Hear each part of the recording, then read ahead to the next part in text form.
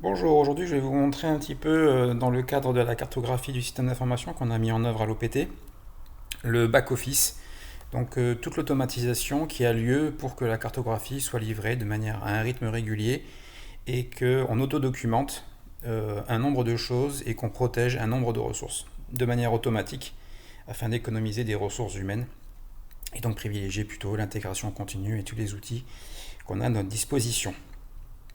Donc là par exemple, très concrètement, le 8 juillet, donc à 2 heures de l'après-midi, donc le 8 juillet, si je me positionne sur le 8 juillet, on voit que donc c'est un samedi. Donc le samedi, personne ne travaille, et donc personne ne travaille, et donc le code ne bouge pas. Et donc c'est un moment opportun pour faire une release. Donc là, je viens de recevoir une release note dans ma boîte aux lettres, directement, avec un sommaire de ce qui s'est passé durant la dernière semaine. Donc c'est super pratique en tant que manager ou en tant que membre d'équipe ou en tant que personne qui est intéressée par le processus de cartographie et l'évolution du système d'information. Donc ça ne demande aucun effort, comme vous pouvez voir.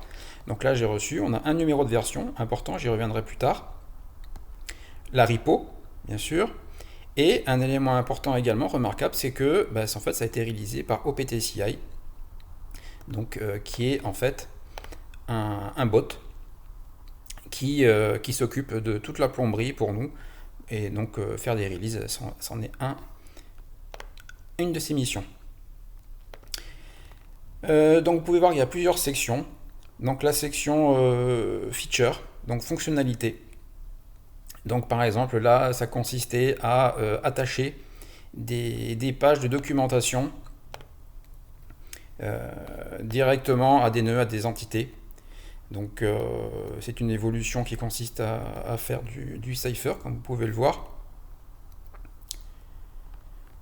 Et le petit message à la fin qui fait que sur cette issue, si j'étais à l'origine de cette issue en particulier, eh bien je vois que cette issue a été déployée sur une version et qu'elle a été mise en place par la partie sémantique release, puisque nos commits s'appuient sur un schéma de release standard, et que donc en vertu de quoi on peut avoir tout un flot d'automatisation, de décision de numéro de version, d'organisation de release notes, etc., etc. Donc c'est super puissant et ça demande peu d'efforts une fois que ça a été mis en place.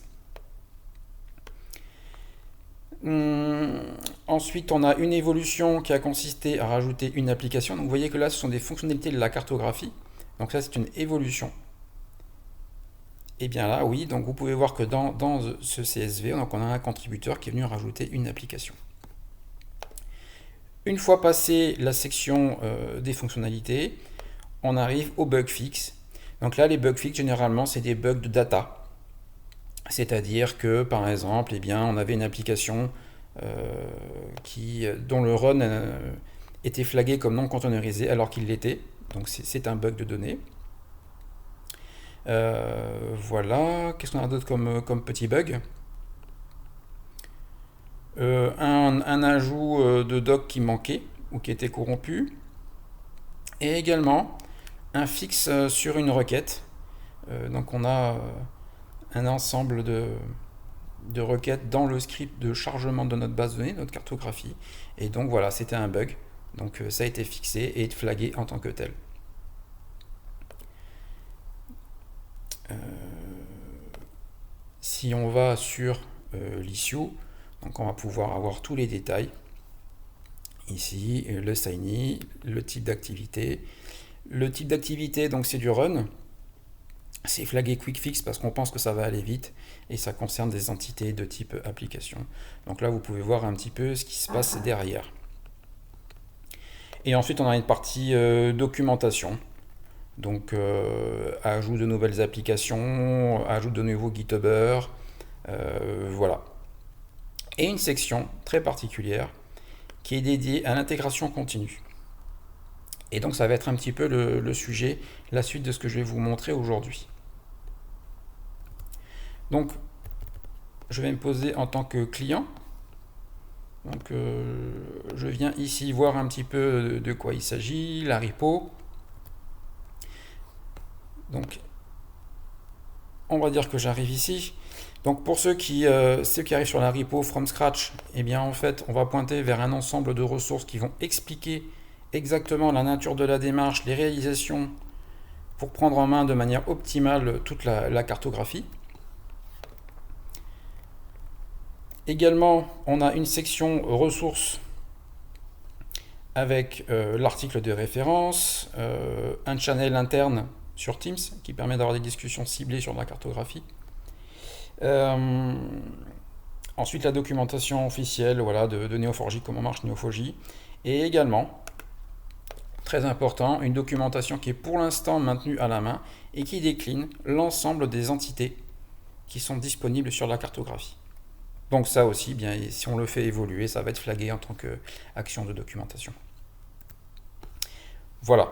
Et ensuite, on a une partie sélection des outils et ce genre de choses. Maintenant, on va revenir donc à la racine. Donc, vous avez vu que j'ai reçu une annonce de release note. Et donc ça, en fait, c'est fait par du code, ici, donc la weekly release, et qui va enchaîner deux types d'actions. Donc d'abord, tester que tout le travail aura été fait correctement. Donc là, on voit qu'il y a certaines étapes sur lesquelles je reviendrai plus tard. Mais on va installer DuckDB. Ça, c'est une partie un petit peu particulière. Ensuite, on va vérifier l'intégrité de la base de données. Ensuite, on prend le code et on fait le boulot. Et une fois que c'est fait, et si c'est bon, alors je vais revenir sur la vue ici. Voilà, alors on va réaliser et faire la release note, celle que je vais vous montrer. Donc vous voyez, la sémantique release dont je vous parlais tout à l'heure, qui nous permet d'avoir un contenu intelligent et des déclenchements intelligents de la release, et puis ensuite des actions de finalisation. Alors ça c'est pour la release note. Côté code, eh bien en fait, donc on va aller voir à quoi ça ressemble. Donc weekly release. Donc comment est-ce que ça fonctionne? On va faire ça tous les samedis à 3h UTC. On récupère le code. Ensuite, on va récupérer une version globale de DuckDB, puisqu'on a fixé cette version au niveau global sur l'organisation, afin que tout le run de CI soit aligné sur une version commune. Comme ça, si jamais il y a des régressions, on peut avancer ou reculer à souhait avec certitude. Et ensuite, on va charger la base et on va appliquer, on va faire la release. Donc on va dérouler le processus de test pour bien vérifier que tout est bien OK en termes de qualité de données. Et ensuite, on va appeler la release sémantique et générer la release note. Voilà pour le processus de release. On va revenir ici. Et je vous ai parlé d'un processus de check de qualité de données. Puisque aujourd'hui, ce qu'il faut savoir, c'est que la cartographie dépend de CSV. Et donc d'énormément de CSV. Pour les nœuds, pour les relations, etc., etc. Et que donc, par exemple, si je vais sur le node des applications, qui est un nœud important puisque ça lit des applications, donc on voit qu'on en a un nombre très important.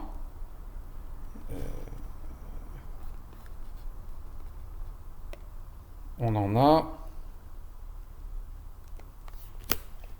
a 364 pour l'instant. Et évidemment, ce qu'on va vouloir, c'est que, par exemple, le numéro d'application soit unique, qu'on n'ait pas de duplicat. On va avoir besoin de ce genre de choses. Simplement, on ne va pas faire ça à la main. Donc, ce qu'on a mis en œuvre, c'est une action qui va checker pour nous la data. Et donc, pour cela, on va utiliser un workflow spécial, ici. Et donc, on va voir que ici, dans la partie, donc on récupère le code, bien sûr, et on va installer DuckDB. Alors, DuckDB, on va l'installer. Et pour que les choses soient pratiques, on a créé une GitHub Action. Voilà. Ici. Donc si on va sur cette action, on voit qu'on va pouvoir très simplement installer DuckDB dans notre CI. Donc là, par exemple, si je prends ce morceau de code, eh bien, je vais automatiquement l'avoir disponible dans mon pipeline. Donc DuckDB, on va l'utiliser. Là, il est installé. Et ensuite, on va l'utiliser pour checker la qualité des données. Et donc là, on voit qu'il y a un petit script qui est écrit, qui est passé. Et en sortie, on va voir en fait la sortie standard de ce qui a été produit. Alors comment ça marche ce script? Eh bien en fait lui, il est également maintenu donc, sur la repo. Et si je viens regarder comment il est constitué, eh bien en fait il va consister à exécuter des scripts SQL dans un certain ordre et assurer l'intégrité. Si l'un de ces scripts ne marche pas, alors la CI ne marche pas et alors tout le processus est bloqué. Donc par exemple ici, si on va commencer par le premier, load node application par exemple, eh bien on va reconnaître la syntaxe DuckDB avec la création de la table, avec des contraintes. Donc là par exemple, il faut que la clé soit clé primaire sur la des applications. Il faut que le nom de l'application soit unique. Il faut que le short name soit unique. Et toute une sorte de collection de contraintes qu'on a déposées. Certaines sont encore en cours de travail. Par exemple, pour savoir si une application, elle peut être dans un état fixé, donc à valider, en build, en run, etc. Qu'est-ce qu'on a comme autre type de contrainte? Donc on remarque aussi qu'on a mis du typage. Donc pour l'instant, on a du booléen. Voilà. Là, on a du booléen. Donc c'est oui ou non. Si c'est autre chose, ça va casser, ça ne marchera pas. Également que les URL commencent bien par HTTP, HTTPS, etc., etc. Donc on met un ensemble très important de contraintes, une pression sur la qualité des données.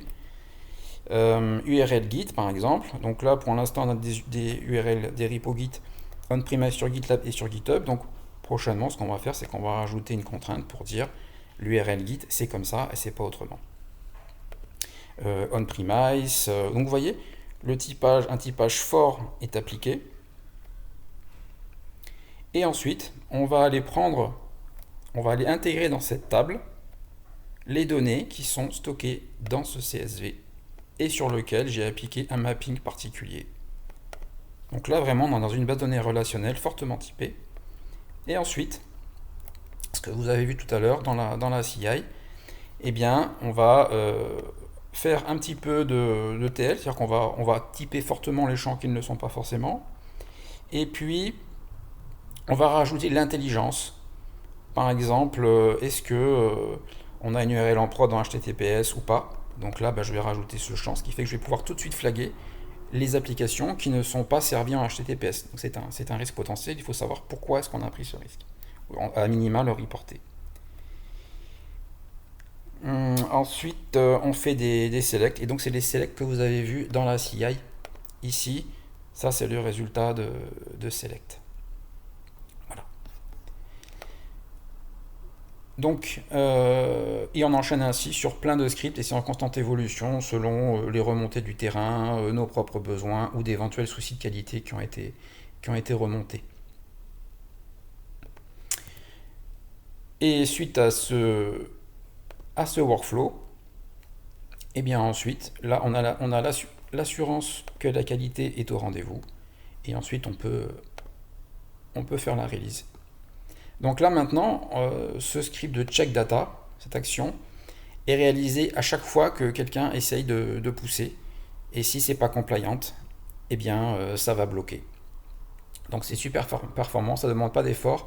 Et surtout, ça explique au collaborateur qui veut envoyer de la nouvelle donnée, là où ça coince. Et selon la nature de l'exception SQL, eh bien, les efforts à réaliser pour se mettre en compliance et avoir une chance de voir sa pull request pousser. Donc voilà, ça clôt la démo de l'intégration continue. C'est une utilisation originale de DuckDB. L'avantage de DuckDB, c'est que c'est extrêmement rapide. Donc en fait, ça rajoute très peu d'overhead sur la CI et ça permet une intégration vraiment très efficace, souple et qui ne consomme pas trop de ressources. Là, par exemple, si je vais regarder sur ce check, donc on va voir que En tout et pour tout, ça aura pris 10 secondes. Donc au vu de toutes les données qui sont brassées, c'est vraiment très intéressant. Et on est tranquille, on a notre qualité qui est assurée par la CI et la traçabilité. On continue. Voilà, ça clôt la démo du jour sur DuckDB et l'intégration avec la Carto. Et bien voilà, et pour inspiration, j'espère que ça vous sera utile et que vous pourrez réutiliser ce pattern dans d'autres projets perso par exemple ou en entreprise. Nous, en ce qui nous concerne, on a commencé à l'utiliser sur plusieurs repositories pour effectuer de la qualité de données ou du reporting automatisé. Bonne journée à tous et bonne innovation. Merci.